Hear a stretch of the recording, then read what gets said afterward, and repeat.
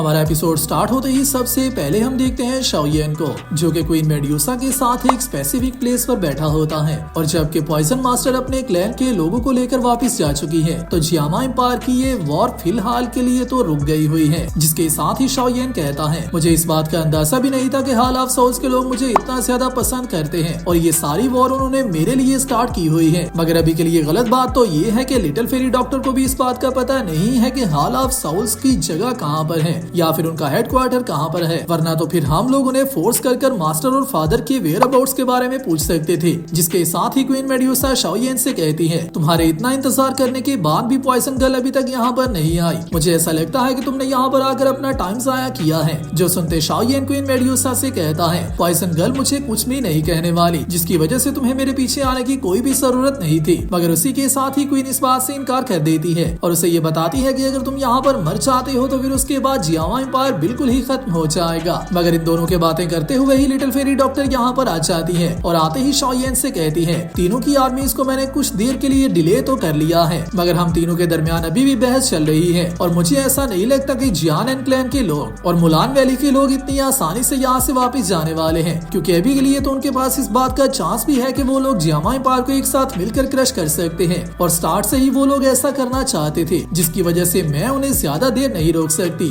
मगर उसी के साथ ही क्वीन मेड्यूसा कहती है, अगर तो तुम यहाँ से वापस चली जाती हो तो बाकी के बचे दो क्लैंस के लोग हमारे किंगडम पर नजर उठाकर भी नहीं देखेंगे। जो सुनते शाओयेन पॉइजन गर्ल का जवाब सुनने के लिए रुक जाता है, मगर जैसे ही पॉइजन गर्ल कोई भी जवाब नहीं देती तो उसी के साथ ही क्वीन मेड्यूसा दोबारा से उसके पीछे आ जाती है और उसे यहाँ पर रोकने लगती है। जो सब देखते हुए पॉइजन गर्ल और क्वीन मेड्यूसा दोनों के दरमियान सिचुएशन वापस फाइट की तरफ बदलने लगती है, जिससे कि शाओयेन रुकवा देता है और उसी के साथ ही लिटिल फेरी डॉक्टर से कहता है, यान अलायंस को मैंने क्रिएट किया था, जिसकी वजह से किंगडम को बैकअप देना भी मेरा काम बनता है और मुझे सिर्फ अपने किंगडम को बचाने के लिए लूथियान और मुलान वैली के तीनों एल्डर्स को अपने रास्ते से हटाना होगा, जिसके बाद ये सब मामला खत्म हो जाएगा। जो सुनते लिटिल फेरी डॉक्टर शाओयेन से कहती है, वो लोग हमेशा से ही मेरे ऊपर भी गंदी नजर से देखते थे, जिसकी वजह से अगर तो तुम लोग उन पर अटैक करना भी चाहो तो मुझे इस बात से कोई भी फर्क नहीं पड़ता और मैं तुम लोगों के इशू में नहीं आने वाली। जिसके बाद शाओयेन उसका शुक्रिया अदा भी करता है। मगर लिटिल फेरी डॉक्टर शाओयेन से अपनी पॉइजन बॉडी को किस तरह से क्योर करना है उसके बारे में पूछती है, जहाँ पर शाओयेन उसे एक रेसिपी दिखाता है जो कि पॉइजन पिल मेथड होता है और उसी के साथ ही उसे बताता है कि इस रेसिपी का यूज करने के बाद तुम्हारे पॉइजन को कंट्रोल किया जा सकता है और तुम्हारा अपनी बॉडी पर पूरा कंट्रोल होगा। जिस सारी रेसिपी को पढ़ते ही लिटिल फेरी डॉक्टर कहती है,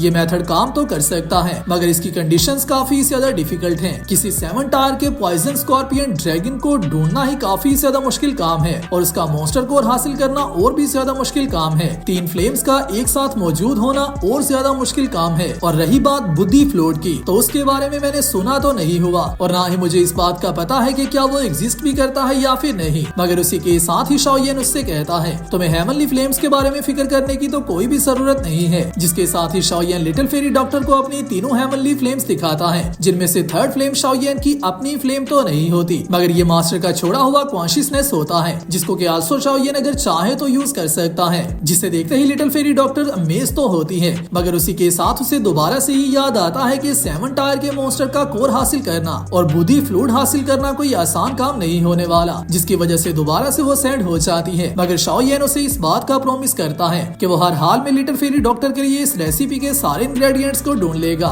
और जैसे ही वो सारे मिल जाएंगे तो शाओयेन इसकी हेल्प करेगा। जिसके साथ ही लिटिल फेरी डॉक्टर शाओयेन को एक जेड फ्रैगमेंट देती है और उससे ये कहती है कि जब के वक्त तुम लोग अटैक करने के लिए तैयार हो जाओ तो इस जेड फ्रैगमेंट को क्रश कर देना, जिसके बाद मुझे पता चल जाएगा। और यहाँ से निकलते हुए लिटिल फेरी डॉक्टर दोबारा से शाओयेन से ये पूछती है कि आखिरकार तुम अभी तक मुझे फ्रेंड कंसीडर क्यों करते हो, मैंने तो तुम्हारे किंगडम पर अटैक भी किया है। मगर शाओयेन उससे कहता है, जबकि मैंने तुम्हें एक दफा फ्रेंड कह दिया हुआ है तो फिर तुम मरने तक मेरी फ्रेंड हो। जिसके साथ ही लिटिल फेरी डॉक्टर यहाँ से चली जाती है और क्वीन का मूड यहाँ पर बिल्कुल भी ठीक नहीं लग रहा था। साफ इस बात का पता चल रहा था कि क्वीन जेलसी फील कर रही थी और जैसे जैसे टाइम गुजरता जा रहा है तो क्वीन भी अपने इमोशंस पर कंट्रोल नहीं कर पा रही और वो शाओयेन के लिए फॉल होती जा रही है, जो कि हमारे लिए अच्छी बात भी है। जिसके साथ ही क्वीन मेड्यूसा ये सारा मैटर खत्म होने के बाद शाओयेन को अपने क्लैन के एल्डर्स को जाकर मिलने का कहती है, जहाँ पर शाओयेन को क्वीन के साथ जाकर उसके स्नेक क्लैन में उनके एल्डर से मिलना होगा। जिसके पीछे की रीजन शाओयेन पूछता है तो क्वीन उसे बताती है,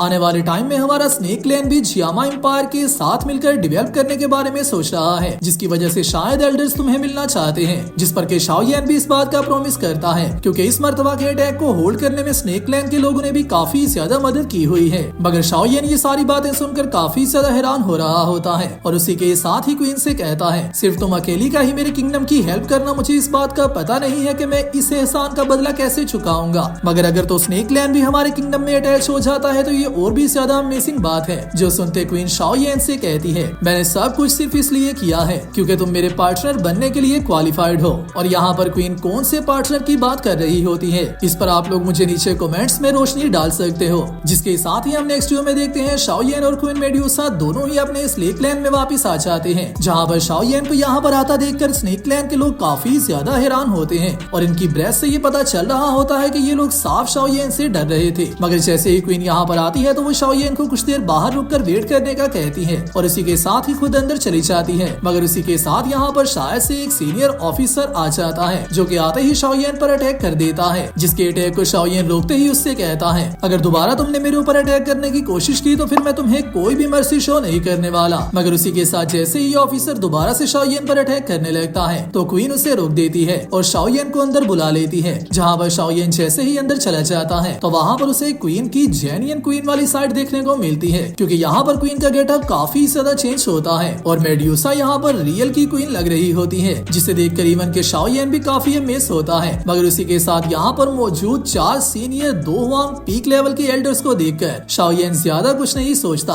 और सीधा इन सब को अपनी रिस्पेक्ट पे करता है। जिसके साथ ही स्नेक क्लैन का ग्रेट एल्डर कहता है, आज के दिन हमने तुम्हें यहाँ पर सिर्फ एक ही मैटर को डिस्कस करने के लिए बुलाया है। चुयुन किंगडम ने हमारे स्नेक क्लैन को ऑलमोस्ट वाइप आउट कर दिया था, मगर जियामा एम्पायर की रॉयल फैमिली ने हमारे से इस बात का प्रॉमिस किया था कि इस वॉर को जीतने के बाद वो हमें रहने के लिए एक अच्छी जगह देने वाले हैं। मगर जहाँ तक हमें इस बात का पता है, पूरे जियामा एम्पायर में ज्यादा इन्फ्लुएंशियल रॉयल फैमिली नहीं बल्कि सबसे ज्यादा इन्फ्लुएंस मास्टर शाओयेन का है, जिसकी वजह से हमने तुम्हें यहाँ पर बुलाया है। जो सुनते शाओयेन एल्डर से कहता है, मेरा यान क्लैन का मास्टर बनना सिर्फ एक लक था, उसके अलावा कुछ भी नहीं था। जो सुनते ग्रेट एल्डर को शाओयेन की ये बात मजाक लगती है और ग्रेट एल्डर अपने साथ बाकी सारे एल्डर्स को मिलाकर शाओयेन की एबिलिटीज को टेस्ट करने की कोशिश करने लगता है। मगर इस सब को देखकर शाओयेन इन सारे एल्डर्स के मुंह पर सीधा कह देता है, साइलिन ने मुझे काफी मर्तबा बचाया हुआ है, मगर इसका मतलब ये नहीं कि तुम लोग जो चाहो वो मेरे साथ कर सकते हो। और इवन के ये देखते क्वीन मेड्यूसा भी एल्डर्स के साथ बात करती है और उन सब से इसकी रीजन पूछती है, जिसके साथ ही एल्डर जैसे ही अपने पॉइजन का यूज करते हुए शाओयेन पर अटैक कर रहा था तो शाओयेन ने उसके सारे पॉइजन को अपनी हेवनली फ्लेम का यूज करते हुए डिसॉल्व कर दिया होता है। तो ग्रेट एल्डर ने ऑलरेडी शाओयेन की पावर को एक्नॉलेज कर लिया होता है, जिसकी वजह से ग्रेट एल्डर अपने अटैक को रेस्ट्रेन कर देता है और उसी के साथ ही शाओयेन दोबारा से उससे कहता है, अगर तो तुम लोग किसी मैटर पर बात करना चाहते हो तो वो डायरेक्टली मेरे साथ कर सकते हो। जिसके साथ ही ग्रेट एल्डर शाओयेन को बताता है, हमारी क्लैन मास्टर की बॉडी को चेक करते हुए हमारे क्लैन के प्राइस क्लैन मास्टर की बॉडी को स्कैन किया था और उसमें 2 एनर्जीज को डिटेक्ट किया था, और अगर तो हम लोगों ने इसे जल्दी से ठीक नहीं किया तो फिर इस बात का रिस्क है कि हमारी क्लैन की मास्टर की बॉडी ज्यादा से ज्यादा 2 साल ही रह पाएगी और 2 साल के बाद पावर के अनकंट्रोलेबल होने की वजह से क्लैन मास्टर की बॉडी फटकर ब्लास्ट हो जाएगी और क्लैन मास्टर की जान भी खत्म हो सकती है, जिसके बाद डेफिनेटली क्वीन मेड्यूसा मर जाएगी। जो सब सुनते हुए शाओयेन काफी ज्यादा शॉक होता है। जिसके साथ ही ग्रेट एल्डर बताता है, अगर तो तुम क्लैन मास्टर की जान बचाना चाहते हो तो फिर उसके लिए तुम्हें हमारे सीक्रेट नॉलेज का यूज कर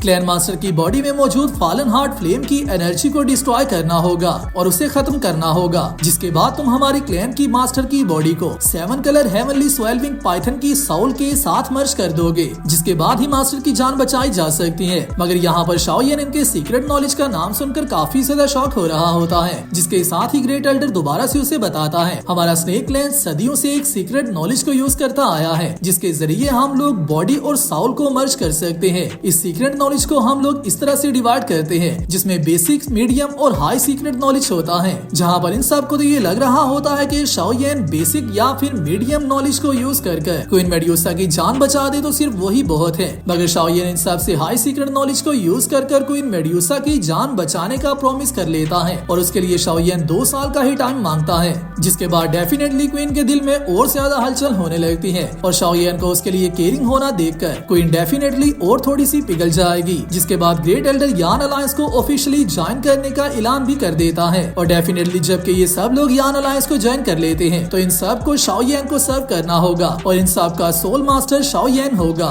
हालांकि क्वीन मेड्यूसा की जगह क्लैन क्लैन में सेम वही रहेगी, मगर क्वीन मेड्यूसा से ऊपर शाओयेन का लेवल जा चुका होगा और स्नेक क्लैन में शाओयेन का इन्फ्लुएंस भी क्वीन मेड्यूसा जितना ही हो जाएगा, जिसके साथ ही ग्रेट एल्डर शाओयेन को क्वीन मेड्यूसा को बचाने की रेसिपी दे देता है और इसी के साथ ही शाओयेन यहाँ से जाने लगता है। मगर ये सारे एल्डर शाओयेन के पीछे पड़ जाते हैं और शाओयेन के यहाँ पर आने के लिए इन्होंने जो सब बैंक्वेट तैयार की हुई थी और जो खाने तैयार किए हुए थे, शाओयेन को वो सब खाने का कहते हैं और शाओयेन को अपने साथ लेकर चले जाते हैं, जहाँ पर डेफिनेटली शाओयेन अगर इनके साथ जाकर टाइम स्पेंड करता है तो ये लोग और ज्यादा क्लोज हो जाएंगे और एक दूसरे के लिए इनके हार्ट्स और ज्यादा ओपन हो जाएंगे और स्नेक क्लैन और इंसानों के दरमियान रहना और ज्यादा आसान हो जाएगा। जिसके साथ ही हम नेक्स्ट व्यू में देखते हैं ये सारी बैंक्वेट कंप्लीट होने के बाद शाओयेन और क्वीन मेड्यूसा दोनों ही स्नेक क्लैन के बाहर तक आते हैं, जहाँ पर इतना ज्यादा क्लोज होने के बाद भी क्वीन मेड्यूसा और शाओयेन कोई भी ऐसी वैसी बात नहीं करते और सिंपली क्वीन मेड्यूसा शाओयेन को परेशान ना होने का कहती है और उससे ये कहती है कि 2 साल में जैसे ही तुम साउल यूनाइटिंग पिल को बना लोगे उसके बाद मैं बिल्कुल ठीक हो जाऊंगी और ये कहते यहाँ से चली जाती है।